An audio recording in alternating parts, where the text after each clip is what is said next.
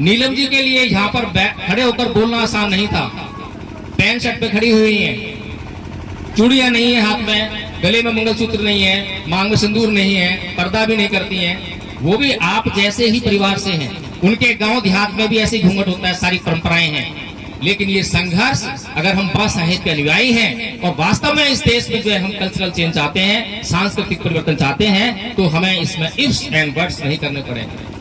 हमें जो है सीधे सीधे तौर पर निर्णय लेना पड़ेगा कि ये जहर है, इस जहर को चाहे मैं धीरे धीरे खाऊं चाहे एकदम से खाऊं, मेरी मृत्यु निश्चित है। अगर कोई दावा करता है कि परम पूज्य बाबा साहेब डॉक्टर भीमराव अम्बेडकर से ज्यादा पढ़ा लिखा है, तो निसंदेह वह उन पर उंगली उठा सकता है कि मैं बाबा साहेब के निर्णय से सहमत नहीं हूं, मैं अपना निर्णय खुद लूंगा।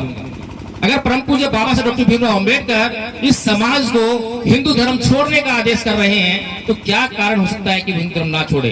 और परम पूज्य बाबा साहेब डॉक्टर भीमराव अम्बेडकर अगर इस समाज को बौद्ध धर्म की ओर जाने का आदेश दे रहे हैं, तो क्या कारण हो सकता है कि ये समाज उस तरफ ना जाए?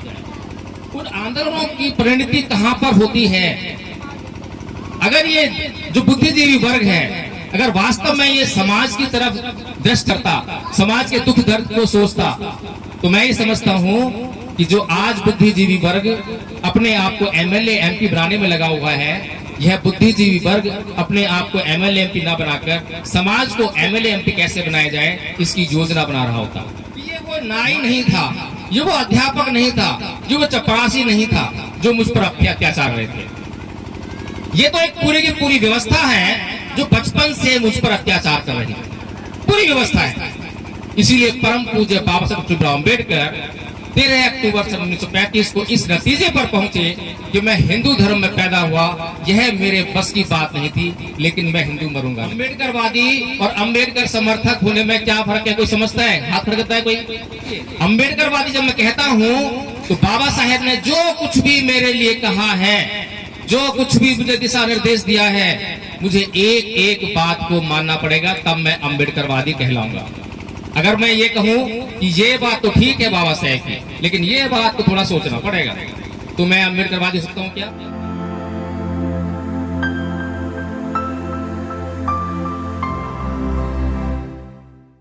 और उनका समय समय नहीं, उनका एक एक शब्द बहुमूल्य है।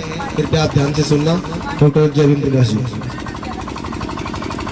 बहुत बहुत साधुवाद, धन्यवाद। एक बार की बात है, एक बुढ़िया थी और एक खंबे की रोशनी में कुछ ढूंढ रही थी। वहां पर एक आदमी आया, उससे पूछा कि बुढ़िया माई क्या ढूंढ रही है? बुढ़िया माई बोली कि बेटा मेरी सुई खो गई है, इसलिए इस खंबे की रोशनी में मैं अपनी सुई ढूंढ रही हूँ। तो वो भी वहां सुई ढूंढने लगा। बहुत देर हो गई पर सुई नहीं मिली। कुछ देर बाद वह व्यक्ति बोला कि बुढ़िया माई अच्छी तरह से पता है कि सुई यही खोई थी? तो बुढ़िया कहती है कि बेटा सुई तो झोपड़ी में खोई थी, लेकिन रोशनी यहाँ पर है, इसलिए मैं यहाँ ढूंढ रही हूँ। तो ये हाल उस बुढ़िया का जो था, ये हाल आज हमारे समाज का भी है। समस्या क्या है उसको जानना नहीं है, जानता नहीं है। समस्या का हल क्या है उसको खोजता नहीं है, और फिर चिल्लाता रहता है कि हाय रे मैं मरा, हाय रे मैं मरा, मेरा संविधान खतरे में है, ईवीएम मशीन में घोटाला है, लोकतंत्र खतरे में है, बाबा साहेब का देश खतरे में है, सब कुछ खतरे में है। लेकिन जो मूल समस्या है उस पर कभी गौर नहीं करता। अभी मुझसे पूर्व एक वक्ता बोल रहे थे कि शिक्षा सबसे जरूरी है, हमें शिक्षा पर जोर देना चाहिए। ठीक बात कही, पर मैं कहता हूं कि शिक्षा से भी जरूरी अगर कोई चीज है तो वो है कल्चर्ड होना, सांस्कृतिक होना। बाबा साहेब डॉक्टर भीमराव अम्बेडकर ने शिक्षा के महत्व को पहचानते हुए 16 लोगों को विदेश पढ़ने के लिए भेजा, शिक्षा हासिल करने के लिए भेजा। उनमें से एक भी वापस नहीं आया, सारे के सारे वहां रह गए। कारण क्योंकि वे कल्चर्ड नहीं थे। शिक्षित तो हो गए, शिक्षा हासिल की, लेकिन उस शिक्षा का उपयोग सिर्फ अपने लिए और अपने परिवार का पेट पालने के लिए करते रहे। इसीलिए जब हम समस्या को समझेंगे नहीं, जानेंगे नहीं, तो हम उसका उपाय कैसे करेंगे, समस्या का हल कैसे करेंगे? यहाँ पर आपके सामने लिखा है, शिक्षित बनो, संगठित रहो, संघर्ष करो। यह नारा सुनने में बड़ा अच्छा लगता है, तार्किक लगता है, लेकिन जब मैंने यही नारा इंग्लिश में पढ़ा तो मेरे होश उड़ गए कि ये क्या हो रहा है। ये समाज जो है क्या इतना दिशाहीन है। शिक्षित बनो तो बाबा साहेब अंग्रेजी में बोलते हैं एजुकेट, कुछ नहीं बोलते एजुकेट। और जो पढ़े लिखे लोग हैं वे जानते हैं कि एजुकेट का मतलब शिक्षित बनो नहीं होता। एजुकेट वर्ब है, शिक्षित करो। बाबा साहेब कर्तव्यनिष्ठ थे, पूरी जिंदगी समाज के लिए जिए, समाज के लिए मरे, तो किसी को स्वार्थी होने के लिए कैसे कह सकते हैं। इसीलिए वो समाज को आदेश करते हैं कि शिक्षित बनो नहीं, शिक्षित करो। शिक्षित करने के लिए क्या चाहिए, या तो मैं खुद शिक्षित हूं तब किसी को पढ़ाकर शिक्षित कर सकता हूं, या मैं पढ़ा लिखा नहीं हूं तो मेरे पास कुछ संसाधन है जिनका उपयोग करके मैं अपने समाज को शिक्षित करने का काम कर सकता हूं। लेकिन वह शिक्षा कल्चर होनी चाहिए, एक संस्कृति से जुड़ी हुई होनी चाहिए, एक दिशा में लगी हुई होनी चाहिए, ताकि शिक्षित होने के बाद उस व्यक्ति को यह कहने की आवश्यकता ना पड़े कि पे बैक टू सोसाइटी। जरूरत ही नहीं पड़ेगी अगर वो कल्चर होगा तो। अगर उसे अपने मिशन मूवमेंट की समझ होगी तो उसे कहने की आवश्यकता नहीं पड़ेगी। यहाँ लाइब्रेरी की स्थापना हुई है, समाज के लोग यहाँ पढ़ने आएंगे, लेकिन जो समाज के दुख दर्द को समझेंगे, किस तरह से इस लाइब्रेरी की स्थापना की गई है उस बात को समझेंगे, तो उन्हें कभी भी बात में ये कहना नहीं पड़ेगा कि आप भी इस संस्था से जुड़िए। वे अपने आप पे बैक टू सोसाइटी कल्चर होकर आएंगे। इसीलिए हमें परम पूज्य बाबा साहब डॉक्टर भीमराव अंबेडकर भारत के लिए क्या कहना चाहते थे उसको समझना बहुत जरूरी है। अब मैं ये जानना चाहता हूँ, हालांकि संख्या बहुत कम रह गई है, लेकिन फिर भी कोई बात नहीं, मैं यह जानना चाहता हूँ कि कितने लोग हैं जो बाबा साहेब को मानते हैं। हाथ खड़ा करा, ईमानदारी से खड़ा करना, बहुत बढ़िया। कितने लोग हैं जो अम्बेडकरवादी हैं? अम्बेडकरवादी कितने लोग हैं? अच्छा, थोड़े से कम रह गए, यानी कि समझदारी कुछ है, जान गए कि मैं क्या कहना चाह रहा हूँ। चलिए, अम्बेडकरवादी और अम्बेडकर समर्थक दो शब्द हैं, इनका अर्थ समझते हैं क्या? अम्बेडकरवादी और अम्बेडकर समर्थक होने में क्या फर्क है? कोई समझता है? हाथ खड़ा करता है कोई? नहीं जानते, बड़ी समस्या है।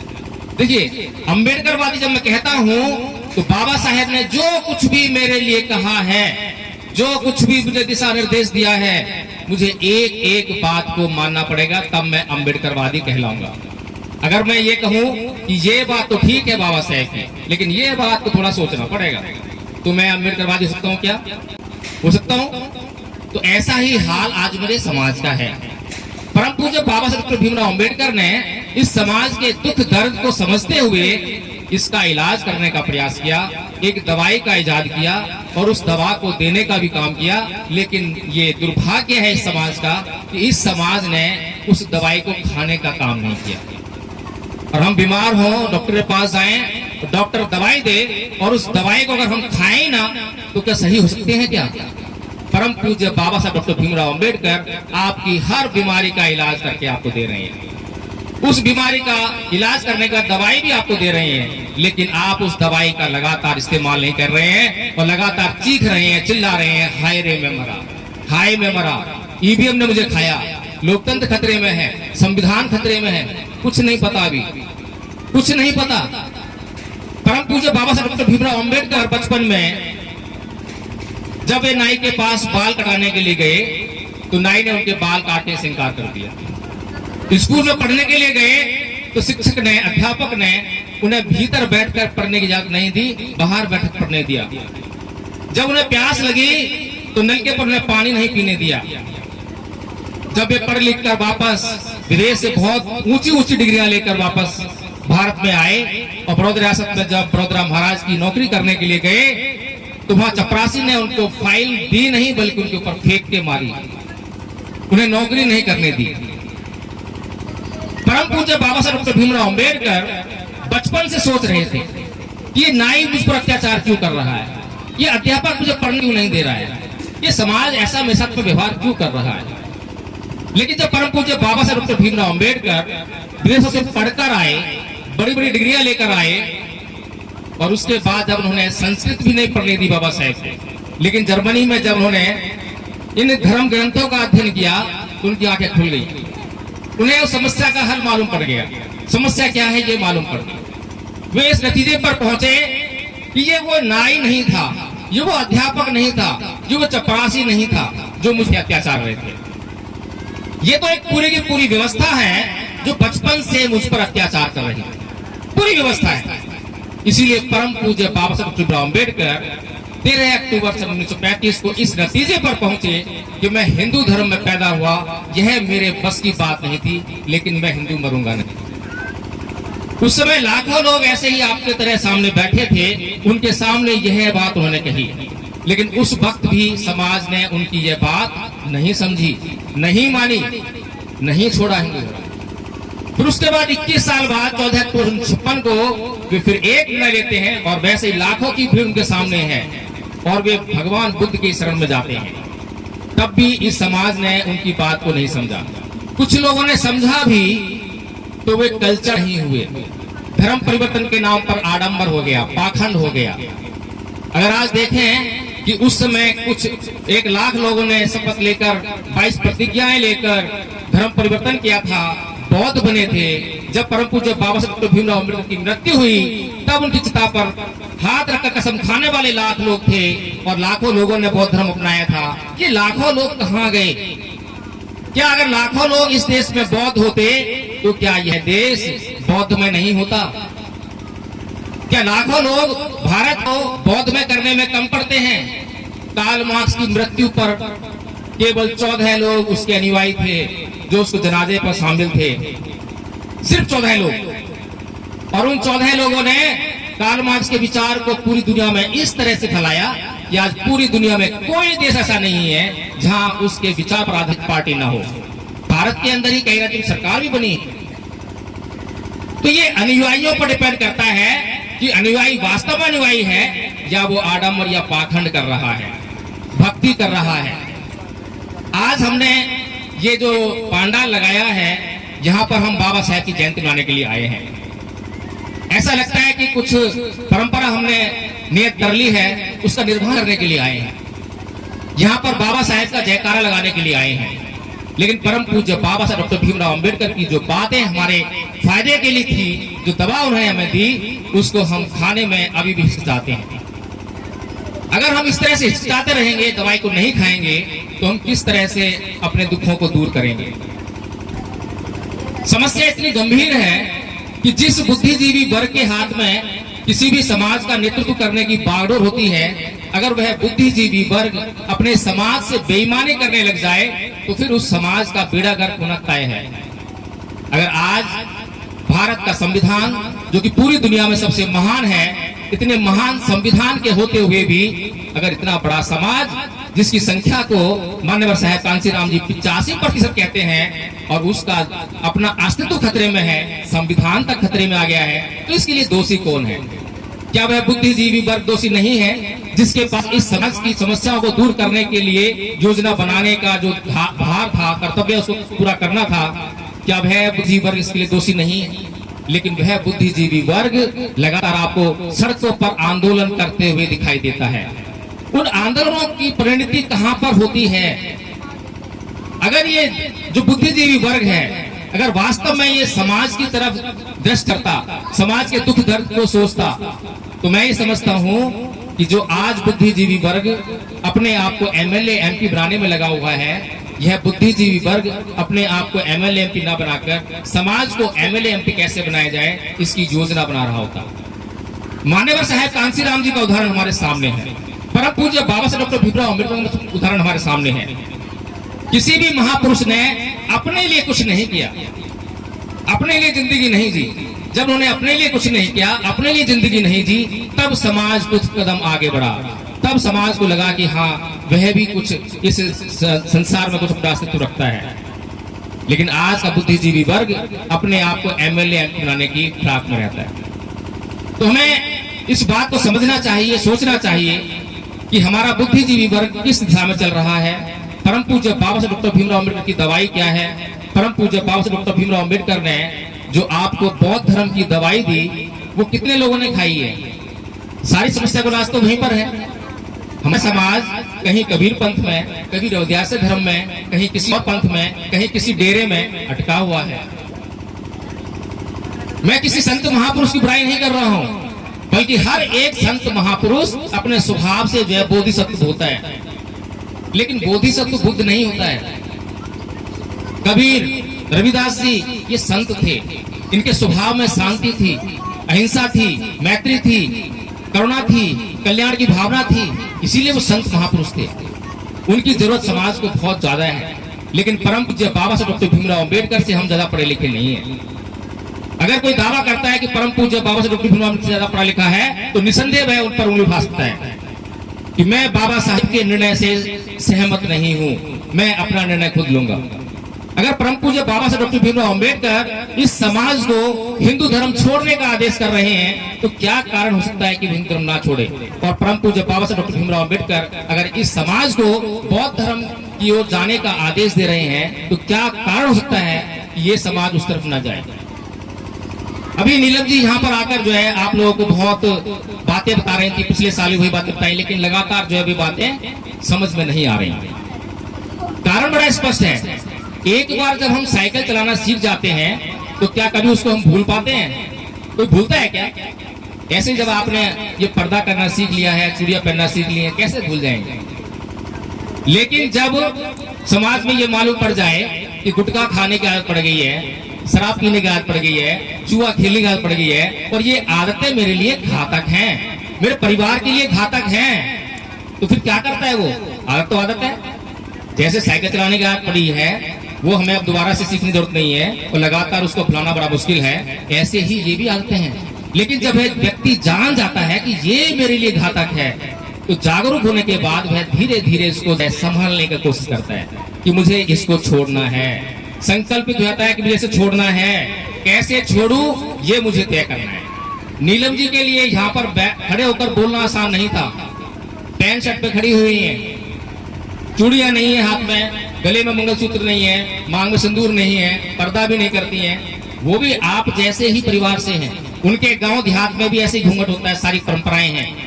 लेकिन ये संघर्ष, अगर हम बाबा साहेब के अनुयायी हैं और वास्तव में इस देश में जो है हम कल्चरल चेंज चाहते हैं, सांस्कृतिक परिवर्तन चाहते हैं, तो हमें इसमें इफ्स एंड बट्स नहीं करने पड़ेंगे। हमें जो है सीधे सीधे तौर पर निर्णय लेना पड़ेगा कि ये जहर है, इस जहर को चाहे मैं धीरे धीरे खाऊं चाहे एकदम से खाऊं, मेरी मृत्यु निश्चित है।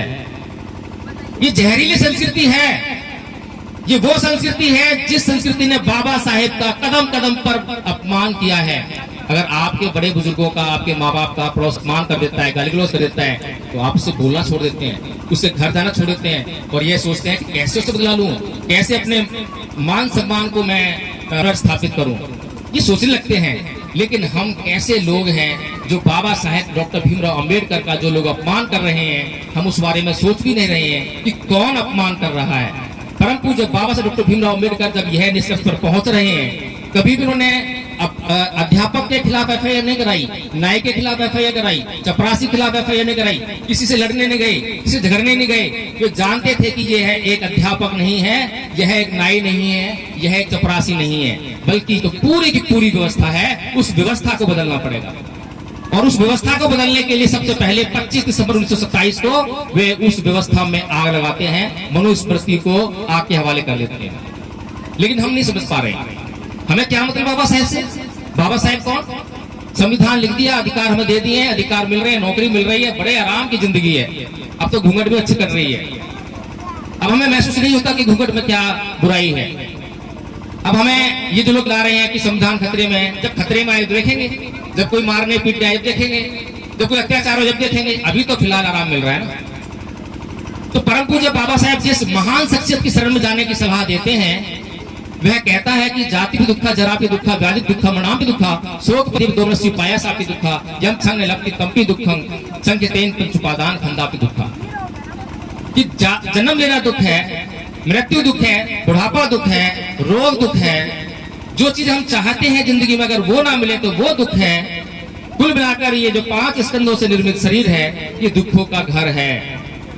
भगवान बुद्ध से पहले जितने भी लोग ऋषि मुनि तपस्या करते थे, उनका उद्देश्य होता था कि सुख ढूंढना है, स्वर्ग प्राप्त करना है, अप्सराओं को ढूंढना है। ये उनके उद्देश्य होते थे तपस्या करने के। लेकिन पहली बार वह महामानव इन सब को छोड़कर दुख की खोज में गया। भगवान बुद्ध ना तो सुख को ढूंढने गए, ना स्वर्ग को खोजने गए, ना अप्सराओं को ढूंढने गए, वे क्या ढूंढने गए? दुख को खोजने गए।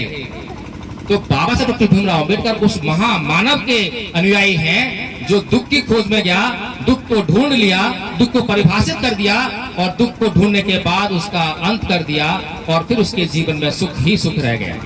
लेकिन हमारा समाज उस संस्कृति से लिप्त है जो कि जरा सा सुख आते ही उसको भोगने के लिए भागता है, दौड़ता है। एक शराबी को जैसे ही पूरा दिन काम करेगा, मजदूरी करेगा, 500 रुपया कमाएगा और शाम को उसके सामने सुख के रूप में एक बोतल आ जाती है, 500 रुपया उस पर खर्च कर देता है और वह पूरी जिंदगी इसी तरह से उस गरीबी नाम के दुख में पड़ा रहता है। लेकिन जो भगवान बुद्ध के अनुयायी होते हैं वो जान जाते हैं कि ये गरीबी मेरे जीवन में दुख है, जब तक मैं इस गरीबी का नाश नहीं करता मेरे जीवन में अमीरी नाम का सुख नहीं आ सकता। तो भगवान बुद्ध जो है जिस तरीके से इस संसार को चलाना चाहते हैं उस तरीके से यह संसार नहीं चलना चाहता है, इसीलिए यह संसार लगातार अपने आप को अपने जीवन में दुखों को आमंत्रित करता है। भगवान बुद्ध के ऊपर बोलने के लिए बहुत कुछ है। भगवान बुद्ध का जो ज्ञान है अब तक आप उससे सरोकार नहीं है। भगवान बुद्ध ने धप्पद में कहा कि अवधि मंगाजी मंगासी में ये चट्टा को पहनती बेरंग ते संग न सम्मति कि उसने मुझे मारा, उसने मुझे लूटा, उसने मुझे जीत लिया। जो इस प्रकार की बातों को अपने मन में बनाए रखते हैं उनका बैर कभी शांत नहीं होता। हम जानते हैं कि हमारे घरों में कितना कलह कलेश होता है, पति पत्नी के भी झगड़ा होता है। कई बार पति पत्नी का झगड़ा हफ्ता चलता है, महीना चलता है, साल चलता है, कई बार डाइवोर्स हो जाता है। इतना सब कुछ इस तरह से बात को समझ न पाने के कारण हो जाता है। अगर भगवान बुद्ध की बात को हमारे समाज के लोग समझने लग जाएंगे तो उनके घरों में यह कलेश हमेशा हमेशा के लिए मिट जाएगा। भगवान बुद्ध कहते हैं ना ही वेरेन वेरांशमंग अवेरेन च समंति ऐस धमुस्तनंतनो कि वैर से कभी वैर शांत नहीं होता, अवैर से ही वैर शांत होता है। यह बौद्ध संस्कृति है, यह वो संस्कृति है जिसकी तरफ परम पूज्य बाबा साहब डॉक्टर भीमराव अम्बेडकर हमें जाने के लिए आमंत्रित कर रहे हैं, हमें आदेश कर रहे हैं। और दूसरी तरफ वो संस्कृति है जो बार बार कहती है कि ईंट का जवाब पत्थर से दो, और हमने अपनी पूरी जिंदगी में वही सीखा है, बचपन से वही सीखते हैं, वही हमारे समाज चलता रहता है। ईंट का जवाब पत्थर से दो, उसने मुझे मारा छोड़ कैसे दूंगा, बदला लेकर आऊंगा, बदले की संस्कृति है। महाभारत के युद्ध में श्री कृष्ण जी अर्जुन को कहते हैं कि अर्जुन मार, तेरे सामने जो लोग खड़े हैं वो पापी हैं, उन्होंने अधर्म किया है, उनको मार डाल। वो उसको ये नहीं कहते हैं कि चलो उनको समझाने चलते हैं। और जब दुर्योधन के पास जाते हैं तो क्या बोलते हैं, चल भाई तेरे को अंत में मैं कहता हूं कि बस 5 गांव दे, 5 गांव दे। 5 गांव क्या मतलब, नाक का सवाल है, नाक का सवाल लेकर चलते हैं। भगवान बुद्ध इन नाक के सवालों को हमेशा हमेशा मिटा देते हैं, व्यक्ति को इतना शुद्ध कर देते हैं, उसका चित्त इतना परिष्कृत कर देते हैं कि उसके पास नाक जैसा कोई सवाल नहीं रहता। और उसी श्रृंखला में हमारे जितने भी महापुरुष हैं उनके पास भी आप देखें कोई नाक नहीं है, कोई अभिमान नहीं है, कोई घमंड नहीं है। कोई उन्हें गाली दे तो गाली का जवाब गाली से नहीं देते हैं, कोई उनका हिंसा करते हिंसा जवाब हिंसा से नहीं देते हैं। लेकिन वो हमारी संस्कृति हमसे दूर क्यों है, उसको हम अडॉप्ट क्यों नहीं कर पा रहे हैं? यही वो संस्कृति है जिसे हम इस देश पर पुनः अपना जो कब्जा है वो स्थापित कर पाएंगे, उसको हम देश को प्राप्त कर पाएंगे, उस संसाधनों में, इस देश के जो संसाधन है उसमें अपनी भागीदारी को निश्चित कर पाएंगे। तो मैं आप सभी लोगों का ज्यादा समय न लेते हुए, क्योंकि मुझे आदेश हुआ था कि कम बोलना है, फिर भी मैं मुझे लगता है बहुत अधिक बोल गया हूँ, माफी चाहता हूँ। और बोलने के लिए बहुत कुछ है, समझाने के लिए बहुत कुछ है। फिर आऊँ आपके गाँव में किसी दिन समय लेकर। आप लोगों को सभी को जय भीम, नमो बुद्धाय।